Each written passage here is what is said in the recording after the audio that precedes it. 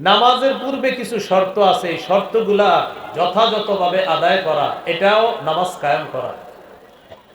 নামাজ আদায়ের পূর্বে কি কি শর্ত আছে? যেমন শরীর পাক করা। সূরা মাইদার 6 নম্বর আয়াতে আল্লাহ বলেন, ইয়া আইয়ুহাল্লাযীনা আমানু ইযা কুমতুম ইলাস সালাহ ফাগসিলু ওয়ুজুহাকুম ওয়া আইদিয়াকুম ইলাল মারাফিকি ওয়ামসাহু বিরুউসিকুম ওয়া আরজুলাকুম ইলাল কা'বাইন। হে ঈমানদারগণ, যখন তোমরা নামাজের ইচ্ছা করো, চেহারা ধৌত করবা, দুই হাত ধৌত করবা, মাথা মাসেহ করবা, আর দুই পা ধৌত করবা। নামাজের 4 ফরজ, ওযুর 4 ফরজ আল্লাহ তাআলা সূরা মাইদার 6 নম্বর আয়াতে বলে দিলেন যে ওযুর 4 ফরজ।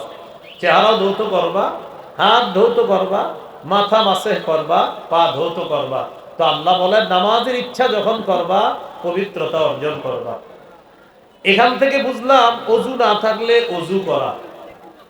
সহিহ বুখারীর বর্ণনা 6954 নম্বর হাদিস। عن أبي هريرة رضي الله تعالى عنه قال قال رسول الله صلى الله عليه وسلم لا يقبل الله صلاة أحدكم إذا أحدث حتى يتوضأ। রাসূলুল্লাহ সাল্লাল্লাহু আলাইহি সাল্লাম বলেন, তোমাদের যাদের ওযু নাই, ওযু না করা পর্যন্ত, পবিত্রতা অর্জন না করা পর্যন্ত তোমাদের সালাত আল্লাহ তাআলা কবুল করবেন না। এ হলো ওযু না থাকলে ওযু করা, নামাজের পূর্ববর্তী শর্ত। গোসল ফরজ হলে গোসল করা। সূরা মাইদার 6 নম্বর আয়াতের পর আল্লাহ বলেন, ওয়া ইন কুনতুম জুনুবান ফাত্তাহহারু। যদি তোমরা জুনুবি হও, তোমাদের উপর যদি গোসল ফরজ হয়, তাহলে তোমরা গোসল করে নাও। এ হলো নামাজের পূর্ববর্তী শর্ত। ওযু না থাকলে ওযু করা, গোসল ফরজ হলে গোসল করা। এই হলো শরীর পাক করা। 2 নাম্বার কাপড় পাক। সূরা মুদ্দাসসিরের 4 নম্বর আয়াতে আল্লাহ বলেন, ওয়া থিয়াবাকা ফাতাহহির। আপনি আপনার কাপড়গুলা পবিত্র করেন। সহিহ বুখারীর বর্ণনা 227 নম্বর হাদিস। আসমা রাদিয়াল্লাহু তাআলা আনহার বর্ণনা, এক নারী রাসূলুল্লাহ সাল্লাল্লাহু আলাইহি সাল্লামের কাছে এসে মাসালা জিজ্ঞাসা করছে। আমরা কেউ হাসবো না। এক নারী নবীজির কাছে এসে ওই মাসালা জিজ্ঞাসা করেছেন। মা বোনরা আল্লাহ প্রদত্ত মাসিক একটা অসুস্থতার সম্মুখীন হয়। এই অসুস্থতার সম্মুখীন হওয়ার পর কাপড়ের নাপাকি লাগলে সেটা কিভাবে পাক করবে, এই মাসালা রাসূল সাল্লাল্লাহু আলাইহি সাল্লামকে জিজ্ঞাসা করলেন। জাআত ইমরাআতুন নবী সাল্লাল্লাহু আলাইহি ওয়াসাল্লাম, এক নারী রাসূলুল্লাহ সাল্লাল্লাহু আলাইহি সাল্লামের কাছে আসলেন। আসার পর বললেন, আরাআইতা ইহদানা তাহিদু ফিস সাওবি ফাকাইফা তাসনাউ ইয়া রাসূলুল্লাহ।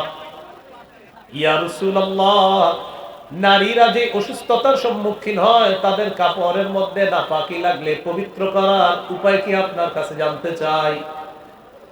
নবীজি বললেন, তাহাত্তুহু, 1 নাম্বার উপায় হলো নাপাকিটা ঘষে উঠাবে, ঘষবে, নাপাকিটা ঘষবে, 1 নাম্বার উপায়। 2 নাম্বার সুম্মা তুকরিসুহু বিল মা, এরপর পানি দ্বারা রিগড়িয়ে নিবে। 3 নাম্বার ওয়া তামবাহুহু, এরপর ভালোভাবে চিপবে কাপড়টা। এরপর পবিত্রতা অর্জন করবে, শুকাইয়া দিবে, পবিত্র হবে। সুম্মা তুসাল্লি ফিহি, এরপর এই পবিত্র কাপড়ে নামাজ আদায় করবে।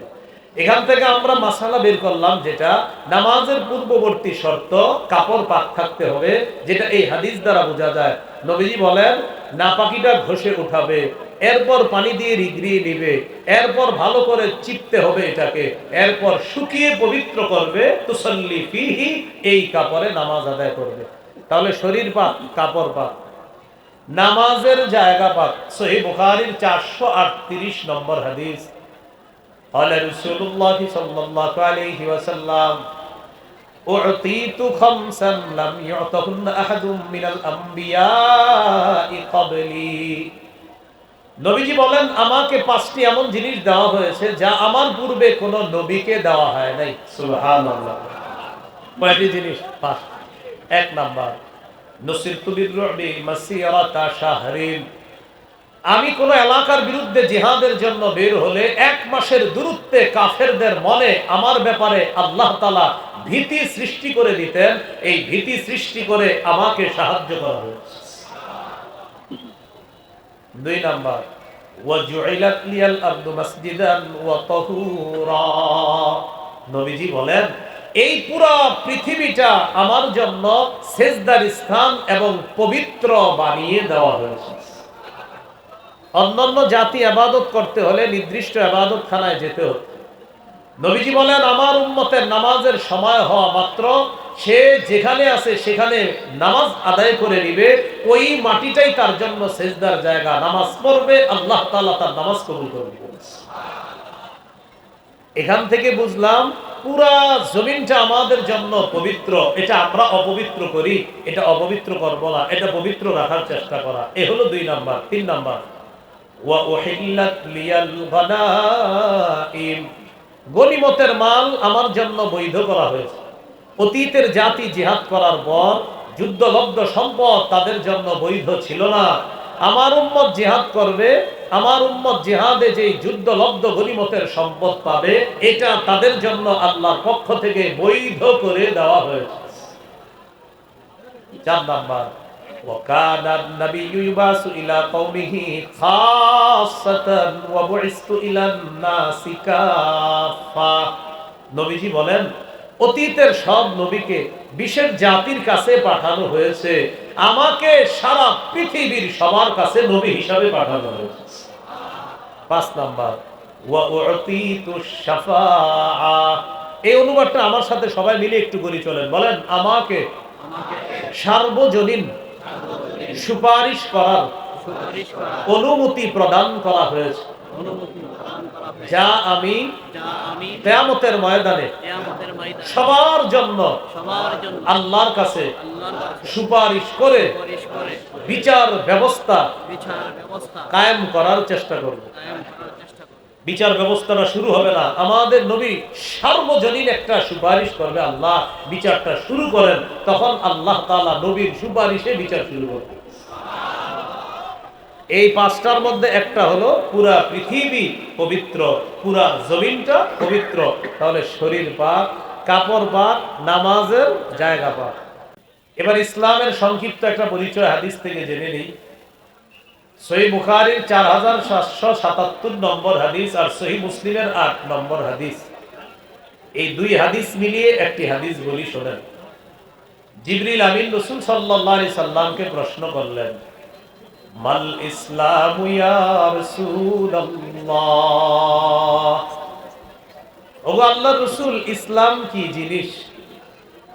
فقال رسول الله صلى الله عليه وسلم أن تشهد أن لا إله إلا الله وأن محمدا رسول الله। ইসলাম হলো তুমি এই সাক্ষ্য দেওয়া আল্লাহ ছাড়া কোনো ইলাহ নাই, মুহাম্মদ সাল্লাল্লাহু আলাইহি সাল্লাম আল্লাহর রাসূল। এটা মুসলিমে আছে আর বুখারীতে আছে।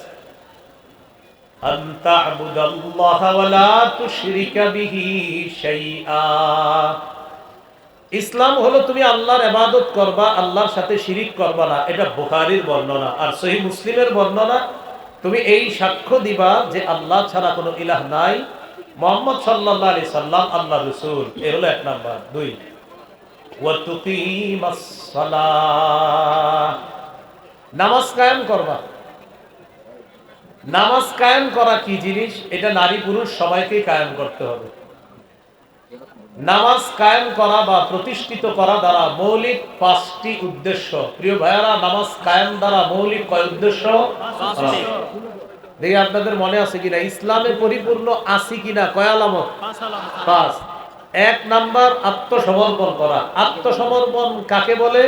1 নাম্বার, আল্লাহ ছাড়া কোনো ইলাহ নাই এই কথা মেনে নেওয়া। 2 নাম্বার, তুমি নামাজ প্রতিষ্ঠিত করবা। এই নামাজ কায়েম করা দ্বারা মৌলিক কয় উদ্দেশ্য? মাশাআল্লাহ, একটু বুঝে আসতেছে। নামাজ কায়েম দ্বারা 5 উদ্দেশ্য কি? 1 নাম্বার, আল মুহাফাজাতু আলা শুরুতিস সালাহ।